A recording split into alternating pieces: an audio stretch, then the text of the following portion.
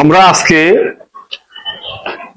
গুজাদি ইউনিয়নের বন্ধুকুমারা বর্ণি জামিয়া মসজিদে উপস্থিত হয়েছি পিতৃতুল্য বয়স্ক মুরব্বীদের মাঝে।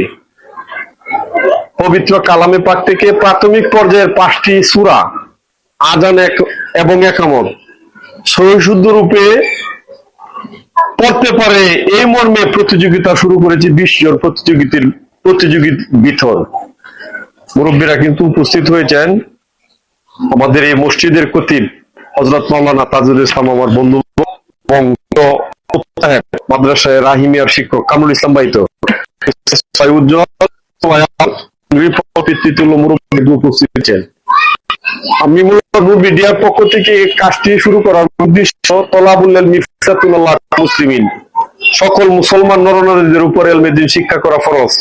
মুফতি হওয়া কিন্তু ফরজ নয়, মুফাসসির মুহাদ্দিস হওয়া কিন্তু ফরজ নয়। নামাজের জন্য কোরআন সহিহ শুদ্ধ রূপে পড়া এটা কিন্তু বিশেষ একটি বিষয়।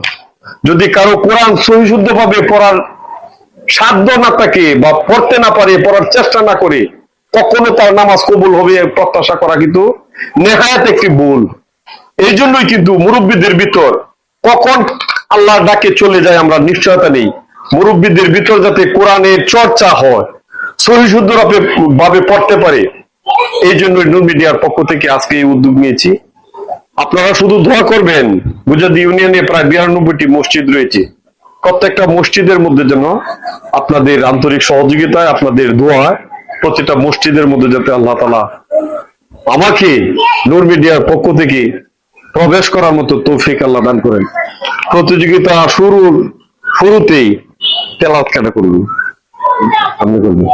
কালামে পাক থেকে তেলাওয়াত করার জন্য সবিনয় অনুরোধ জানাচ্ছি প্রিয় মুফতি সাহেব, মাদ্রাসায় রাহিমিয়ার মুহাদ্দিস প্রিয় ভাইকে পবিত্র কালামে পাক থেকে তেলাওয়াত করার জন্য সবিনয় অনুরোধ জ্ঞাপন করি।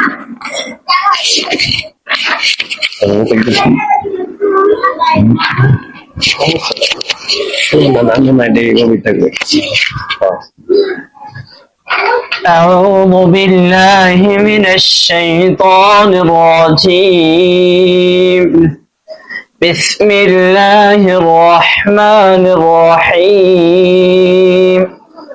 وقد مكر الذين من قبلهم فلله المكر جميعا يعلم ما تكسب كل نفس وسيعلم الكفار لمن عقبى الدار.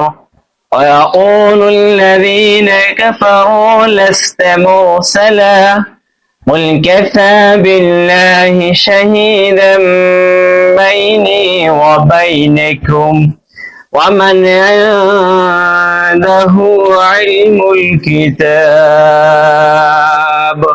صدق الله العظيم. মন মুগ্ধকর তেলাওয়াত আল্লাহ তাআলা ওইভাবে আমাদের প্রত্যেককে কোরআনে কারিমের প্রতি সম্মান প্রদর্শন করে সহিহ শুদ্ধ রূপে তেলাওয়াত করার তৌফিক দান করুন। আমিন। আমরা